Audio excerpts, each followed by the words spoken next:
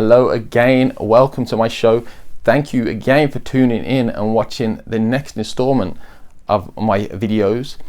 Now, so far we've talked about the Scenic City Invitational Tournament, had a rundown of what the matches look like. I've given my predictions of who I want to see win those matches, go on to the second round and hopefully end up in the final four. Now, all that's left to talk about from this weekend is the Futures Showcase Tournament, which will be taking place at 2 p.m. on that Saturday from the very same high school gym that the Scenic City Invitational will be at, the Soddy Daisy High School. Now, the Futures Showcase, this year it's presented by Action Wrestling, and it's going to involve 9 competitors. Those 9 will compete in 3 triple threat matches, and then the winner of those matches goes on to a final triple threat match to crown the winner of the Showcase Tournament. And that winner will then later on that night get a chance to be in the Scenic City Scramble match, which is on the card of the second night of the Scenic City Tournament. Now, last year Marco Stunt won the Futures Showcase. Now, if that isn't a sign of a future superstar, I don't know what is. The dude has just signed his All Elite Wrestling contract less than a year after winning Futures. You know, so if that's a sign of things to come and a sign of what can happen if you win this, everybody involved in this year should be excited about the potential.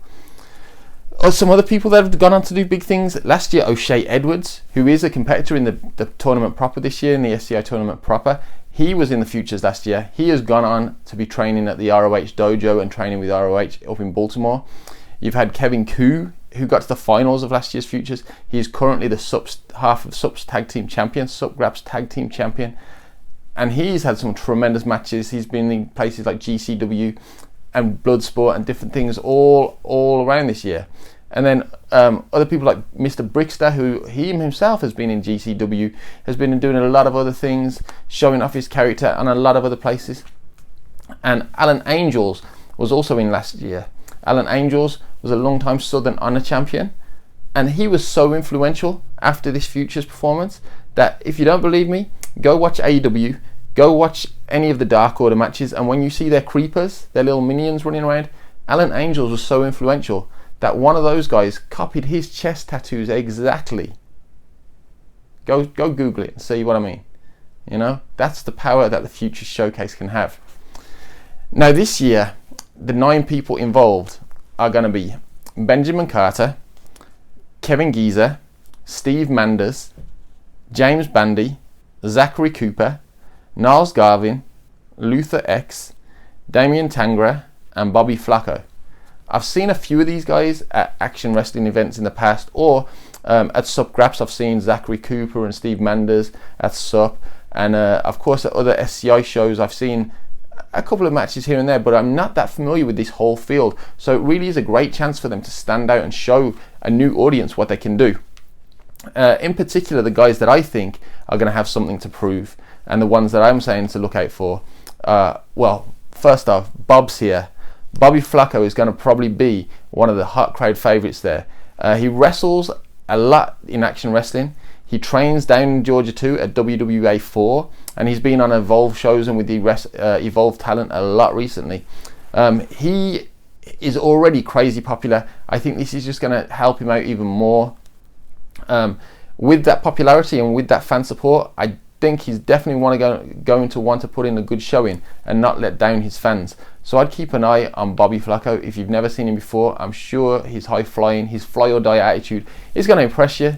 You know, he's a fun guy. If he can't get you with his wrestling moves, I'm sure he'll show you some dance moves that you'll enjoy too. The next person I think might be one to kind of keep an eye on is someone that's undergone a little bit of an attitude change down in Action Wrestling, and that is James Bandy. Bandy has now started to have a bit more of a self-centered attitude. He's got away from his group of friends and he's looking out for himself, which I think is an amazing decision by him. Bandy is a big dude who's got some crazy athletic moves. The dude can jump over the top rope, clear it, and when you see his size, it's real impressive. Now, I think this could be a great showing for Bandy. You know, his chance to really like make that name for himself, that he's been kind of watching other people around him break through, and I think Bandy now wants to take some of that limelight for himself. The next one is one that I'm such a fan of already. I've seen this guy wrestle in a few different places all around. it's Benjamin Carter. He trains at the Black and Brave Academy, which Seth Rollins half owns. And if you're following Ben on Instagram or Twitter, you see some of the crazy stuff he can do. He's super athletic. He's super, just a fantastic performer. He's a sportsman himself. He plays, I call it football still, it's the one that you use your foot with. He plays football for his college over here. He wrestles as well, and he puts in the miles, he makes the towns, he puts in the work. I think this is going to be such a great showcase for him. The future showcase really could be named for Ben Carter this year, I think. Obviously, it's a little patriotic pride too. He's also a fellow Brit, so I want to go with him. I want to see him go real far, and that's the guy I want to really say this is my pick to win. That does, however, leave one more guy that I've seen absolutely crushing it in all the shows that he's been at, and that is the one called Manders.